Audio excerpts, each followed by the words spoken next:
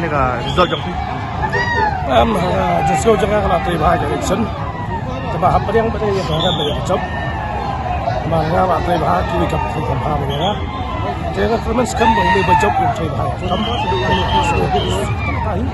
beli juga ni cái result cái what pas new ya cái NDP ada kau soyong ini lokai ke bah jumlah betul ke cukup apa bahaya jadi ini teri bahaya bahaya yang ini jadi pasal ada kedekan san ke sekolah itu boleh ke jumlah bantet ya kayak gitu. Jadi kalau ke jadi kerai pajak ada makan lagi. Pajak cuma orang kerai itu pedang kerai. Macam tu ya. Mereka jelasnya sekarang NDP kalau mereka jadi statement bagi kesan, kebarat kesan Ahmad pajak ini berbuat berhasil bagus. Mereka bilang mereka NDP